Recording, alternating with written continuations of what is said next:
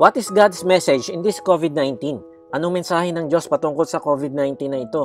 Binago ng COVID-19 ang takbo ng buong mundo, binalot ng takot ang maraming tao at matataas na pinuno ng mga bansa at hanggang ngayon ay wala pang senyales na bababa at matatapos na ang bilang ng mga taong nahahawa sa sakit na ito. Dahil dito kahit papaano ay nakakaisip ang mga tao na may mensahe ang Diyos sa atin patungkol sa pandemya na ito. Pag-aralan natin kung ano ang gustong sabihin sa atin ng Diyos tungkol dito upang makatugon tayo ng tama at makasunod sa mensahe niya sa atin.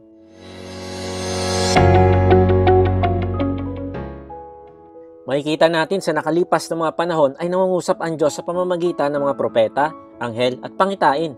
Bukod dito ay nangungusap din ang Diyos sa pamamagitan ng mga pangyayari gaya ng kalamidad at iba pang klaseng trahedya. Kailangan nating maintindihan na ginagamit ng Diyos ang mga sirkumstansya sa ating buhay upang ipadala ang kanyang mensahe at dapat natin itong bigyan ng seryosong pansin.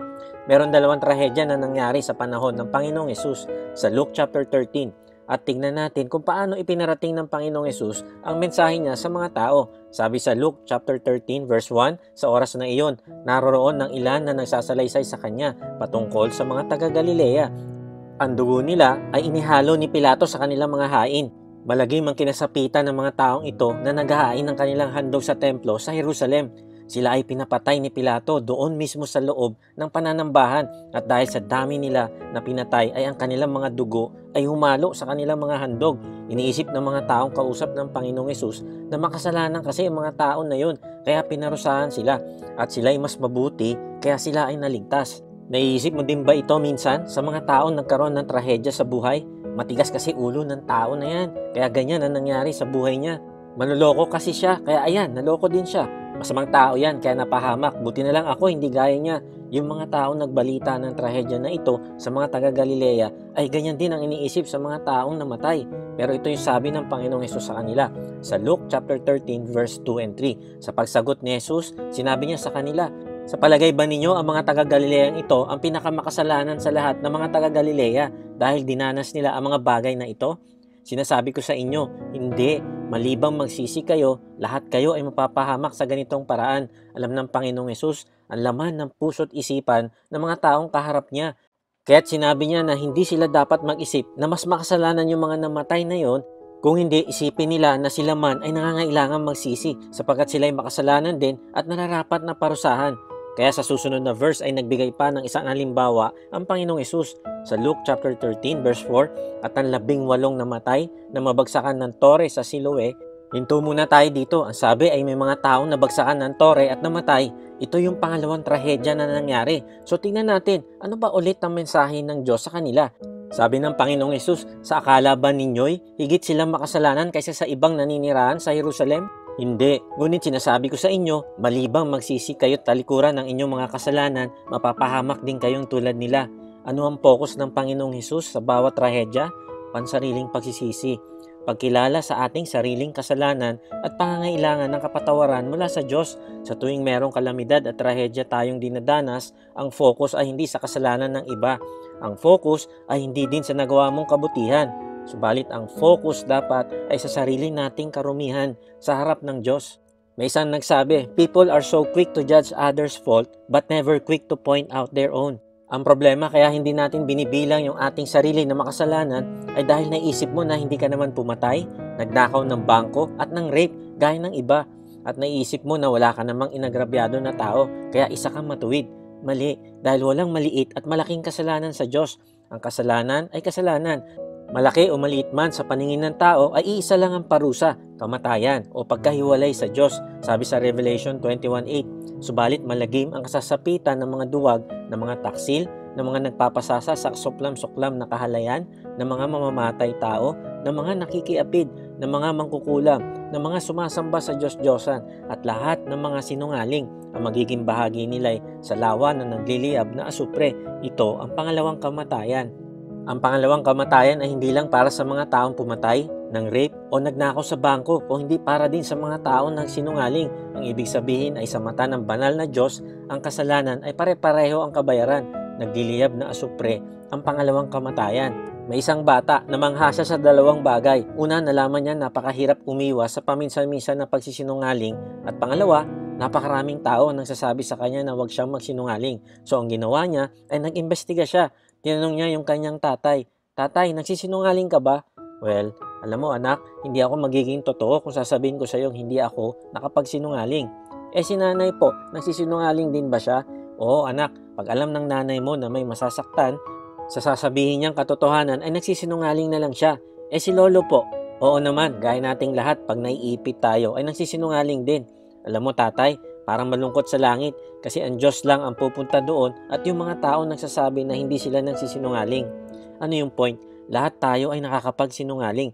At kung iniisip natin na magaan lamang na kasalanan ito kaya okay lang sa Diyos ay mali. Bakit? Dahil pag nilabag mo yung isang utos ay nalabag mo na din yung lahat ng kautusan. Nasabi sa James 2:10, ang lumalabag sa isa kahit tumupad sa iba pang mga utos ay lumalabag pa rin sa buong kautusan. Ang ibig sabihin, kung nagsinungaling ka, ay nilabag mo na din yung utos na huwag ka papatay, huwag ka mangangalunya at iba pang utos. So ano mensahe sa atin ng Diyos patungkol sa mga trahedya gaya ng kalamidad, sakuna at pandemya gaya ng COVID-19? Nais ng Diyos na tayo ay magsisi. Paano tayo magsisisi o magre-repent? Una ay huwag nating isipin na yung mga naging biktima ng virus, namatay man o nakarecover ay mas makasalanan kaysa sa atin. Pangalawa ay huwag nating isipin na matuwid tayo, kaya hindi tayo dapat mapasama sa mga nahahawa o isipin na dapat yung mga makasalanan lamang ang dapat magkakasakit.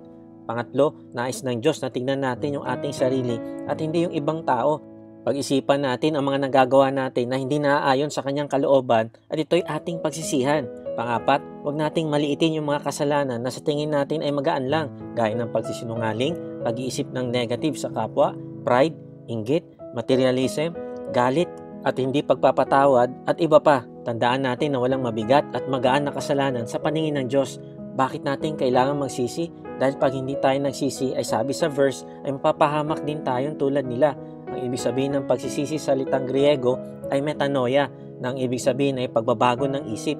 Kikilalanin mo ang iyong kasalanan at hindi mo ito bibigyan ng rason o katwiran. Sinabi ng Panginoong Hesus na hanggang ang isang tao ay hindi nagkakaroon ng pagbabago ng isip, pagkilala sa maling gawain at pagbabago ng direksyon ng puso at buhay papunta sa Diyos ay mapapahamak siya gaya ng mga taong nabanggit. Hindi ibig sabihin na eksakto na mararanasan mo na bagsakan din ng tore, pero maaaring dumaan ka sa mga trahedya at problema sa buhay na hindi mo inaasahang mangyayari, gaya ng COVID-19 pandemic na naging dahilan para malugi yung mga negosyo, mawalan ng trabaho ang marami. Dahil sa pagmamahal sa atin ng Diyos ay ginagamit niya yung mga trahedya para kunin yung atensyon natin, para paalalahanan tayo na mali ang direksyon na tinatahak natin at kailangan natin magsisi at magbalik loob sa Diyos. Merong isang nagsabi, the purpose of God's discipline is not to punish us but to transform us. So sa halip na mag-compare o manisi ng ibang tao, ay pinapayuhan tayo ng Panginoong Hesus na tignan yung ating sariling kamalian. Kung mapapansin natin ay hindi sinabi ng Panginoong Hesus na ang sama talaga ng ugali ni Pilato. Kung hindi, ang sinabi niya, ang sarili niyo yung asikasuhin niyo dahil may kasalanan din kayo at nangangailangan magsisi. Sa kabubuan ng Biblia ay makita natin ang tuloy-tuloy na panawagan ng Diyos na magsisi yung mga tao. Sabi ng Panginoong Hesus sa Mark 1:15, sinabi niya, dumating na ang takdang panahon, malapit na maghari ang Diyos. Kaya magsisi na kayo't talikuran ng inyong mga kasalanan, paniwalaan na ninyo ang magandang balita. Ang pagsisisi ay pag-iisip, pagkilos at pamumuhay ng ayon sa kalooban ng Diyos sa iyo. Sabi naman sa Acts 3:19, kaya nga magsisi kayo at magbalik loob sa Diyos upang patawarin kayo sa inyong mga kasalanan. Ang pagsisisi ay sinamahan pa ng salitang pagbabalik loob na ang ibig sabihin ay pag-iba ng direksyon. Ang direksyon ay hindi pakaliwa o pakanan, kung hindi pag-ikot ng patalikod sa kasalanan at ang direksyon ay pabalik sa Diyos. Ito yung tinatawag na U-turn. Kung ikaw ay kumaliwa lamang o kumanan ay malayo ka pa din sa Diyos at hindi ito makukonsidera na pagsisisi dahil ito ay may kasamang pagbabalik dapat sa Diyos, na ang ibig sabihin ay isusuko mo na ang buhay mo sa Kanya at magdidesisyon ka na hanapin Siya at palaguin yung relasyon mo sa Kanya. Kung sinabi mo lang na iiwasan mo na ang pambababae pero hindi ka naman lalapit sa Diyos, ay hindi ito pagsisising hinahanap Niya. Ang tunay na pagsisisi ay iiwasan mo yung kasalanan at lalapit ka na sa Diyos at magpapasakop. Si Chuck Norris noong siya ay 12 years old ay tumanggap din sa Panginoong Hesus, subalit hindi siya seryoso sa kanyang pagsisisi. Siya ay naging abala sa kanyang martial arts training. Siya ay naging tanyag sa larangan ng martial arts at naging artista kalaunan. Isang araw, pag-uwi niya ay nakita niya na nagbabasa ng Bible ang kanyang asawa at niyaya siya nito na basahin ito na kasama siya. Noong gabi na iyon ay nangusap muli ang Diyos kay Chuck at pinagsisihan niya yung kanyang pagtalikod sa kanya. Simula noon ay naging active na siya sa church. Magkasama na din silang mag-asawa sa bawat ministry. Nag-minister din si Chuck sa mga kabataan na hindi pa nakakilala sa Diyos. Nagkaroon ng pagbabago sa buhay niya at ito yung isang halimbawa na totoong pagsisisi na sa iyong pagtalikod sa kasalanan ay lalapit ka naman sa Diyos na magbubunga ng mabubuting gawa para sa ikaluluwalhati ng Diyos. Narito yung ilang mga talata na nagpapakita na patuloy na nananawagan ng Diyos sa mga tao para magsisi. Sabi sa Ezekiel 33:11, sabihin mong ipinapasabi ko na akong si Yahweh, ang buhay na Diyos, ay hindi nasisiyahan na ang sino may mamatay sa kanyang kasamaan. Nais kong siya'y magbagong buhay. Sabihin mo nga magbagong buhay sila pagkat di sila dapat mamatay sa kanilang kasamaan. Mahal na mahal tayo ng Diyos at hindi niya ikinatutuwa na mamatay tayo dahil sa ating mga kasalanan. Kaya hinahabaan niya yung kanyang pasensya at patuloy na nagpapaalala sa pamamagitan ng mga problema. Sabi sa Psalms 103:8, the Lord is merciful and gracious, slow to anger, and abounding in steadfast love.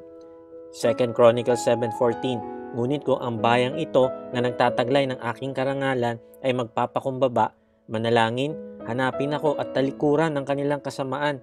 Papakinggan ko sila mula sa langit, patatawarin ko sila sa kanilang mga kasalanan, at muli kong pasasaganain ang kanilang lupain.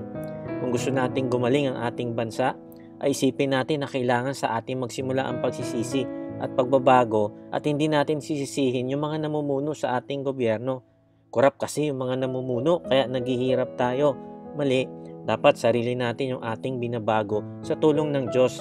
Sabi ni Oprah, the only person you have control over is yourself. You can change how you see a situation or remove yourself from it, but you cannot change the other person.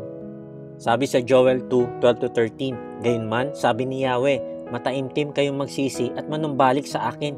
Mag-ayuno kayo, manangis at magdalamhati. Magsisi kayo ng taos sa puso at hindi pakitang tao lamang. Magbalik loob kayo kay Yahweh na inyong Diyos. Siya ay mahabagin at mapagmahal, hindi madaling magalit at wagas ang pag-ibig. Laging handa magpatawad at hindi nagpaparusa sa nagsisisi. Maaring ang pagsisisi pala ay pakitang tao lamang. Naging malungkot ka lang dahil nahuli ka sa kasalanan mo, pero wala ka naman planong magbago at lumapit sa Diyos. Ang sabi ng Diyos ay magsisi ka ng buong puso at mararanasan mo ang pagmamahal niya dahil nakahanda siyang patawarin ka basta totoo ang iyong pagsisisi. Sabi ni Chinkitan, people who feel remorse make excuses while those who repent take responsibility. Ang isang tao na totoong nagsisi at hindi basta nalungkot lang ay inaamin ang mga kasalanan niya at hindi na siya nagdadahilan o nagtuturo ng ibang tao. Sabi sa Ezekiel 18:30-32, kaya nga bawat isa sa inyo ay hahatulan ko ayon sa kanyang ginawa. Magsisi nga kayo't tumalikod sa inyong kasamaan bago bumagsak sa inyo ang parusa. Lumayo kayo sa inyong kasamaan at magbagong buhay sapagkat di kayo dapat mamatay. Mga Israelita, hindi ko gustong mamatay ang sinuman, kaya magpakabuti na kayo upang mabuhay. Sabi sa verse na ito ay magkakaroon ng kahatulan. Ang hatol ay kamatayan. Maaring ito ay pisikal o spiritual. Pero kahit ano dito ay hindi niya ikinututuwa na mangyari sa atin dahil sa katigasan ng ating ulo. Kahit paulit-ulit ang panawagan ng Diyos sa mga Israelita ay patuloy pa din silang hindi nakikinig. Mas sinusunod ang sariling pagnanasa kaysa sa Diyos, kaya't hinayaan ng Diyos ang mga trahedya na dumaan sa kanila. Hindi lahat ng trahedya ay may mensahe ng pagsisisi. Meron ding ibang tinuturo sa atin ng Diyos, pero kadalasan ay patungkol ito sa ating pagsisisi at pagbabalik loob sa Kanya. Ang mensahe ng Diyos na magsisi at manumbalik sa Kanya ay nanatili mula noon hanggang ngayon. Nagpapatuloy ito sa buong Biblia magpahanggang ngayon. Ito ay utos hindi lang para sa mga Israelita, kundi para sa lahat ng tao. Kaya't maging si Apostol Pablo sa Acts 17:30-31 ay nagsabi, sa mga nagdaang panahon ay hindi pinansin ng Diyos ang di pagkakilala sa Kanya ng mga tao, ngunit ngayon ay iniuutos niya sa lahat ng tao sa bawat lugar na magsisit talikuran ng kanilang masamang pamumuhay, sapagkat itinakda na niya ang araw ng paghukom sa sanlibutan at ito'y buong katarungan niyang gagawin sa pamamagitan ng isang tao na kanyang hinirang. Pinatunayan niya ito sa lahat nang ang taong iyon ay kanyang muling binuhay. Ito ang mensahe niya na kailangan nating pakinggan. na sa pandemyang COVID-19 na pinagdadaanan ng buong mundo ngayon ay kailangan nating ibigay ang buong atensyon natin sa Diyos, magsisi at tanggapin ang ibinibigay niya sa atin na kaligtasan. Dapat natin pagtuunan ng pansin kung saan ba tayo talaga pupunta sa susunod na buhay. Ituring natin ang kalamidad na ito na pagbibigay sa atin ng Diyos ng pagkakataong magbago ng pag-iisip at magbalik loob sa Kanya. Maaari kang magsisi sa pamamagitan ng pag-amin ng kasalanan mo sa Panginoong Hesus at pagpapasakop ng iyong buhay sa Kanyang kalooban. At kapag ginawa mo ito ay magsisimula ka na magkaroon ng makabuluhang buhay kasama ang nagmamahal sa iyo na Diyos. Mas ma-appreciate mo na yung buhay kasi hindi ka na nabubuhay para sa iyong sarili lamang kundi para sa Diyos. Mararanasan mo yung satisfaction at fulfillment mo sa buhay hindi dahil sa mga achievements mo kung hindi dahil lumalago ang iyong relasyon sa Diyos. Mararanasan mo din yung security na hindi kayang ibigay ng pera at trabaho. Mararanasan mo yung pag-ibig na hindi natatapos kapag may nagawa kang mali. Ipinahayag ni Pedro ang damdamin ng Diyos sa 2 Peter 3:9. Ang Panginoon ay hindi nagpapabaya sa kanyang pangako gaya ng inaakala ng ilan. Hindi pa niya tinutupad ang pangakong iyon alang-alang sa inyo. Binibigyan pa niya ng pagkakataon ng lahat upang makapagsisi at tumalikod sa kasalanan sapagkat hindi niya nais na may mapahamak. Hanggang ngayon ay tinatawag pa din tayo ng Diyos na magsisi. Kung gusto mong pagsisihan ng iyong kasalanan at magsisi sa Panginoong Hesus, ay inaanyayahan kitang ipanalangin mo ito. Panginoong Hesus, inaamin ko po na ako ay makasalanan.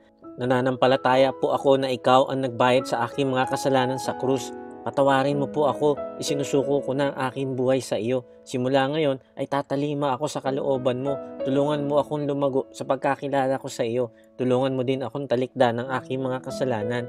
Amen. Kung idinalangin mo ito, ay mag-comment ka lang ng pagsuko upang maipanalangin namin ang iyong paglagong espiritual. Para mas makilala mo ang Diyos, ay inaanyayahan din kita na sumali sa aming online discipleship group na nagmi-meet every week upang makapagdalanginan tayo at magpalakasan. Sa pamamagitan ng kapatiran ay matutulungan ka na lumago sa iyong pagkakilala sa Diyos. Kung gusto mo namang manood ng iba pang video ay type mo lang yung more videos sa comment section at magbibigay kami ng link sa iyo papunta sa page gallery. Inaanyayahan din kita mag-subscribe sa ating YouTube channel para ma-notify ka every week sa bago nating videos. God bless!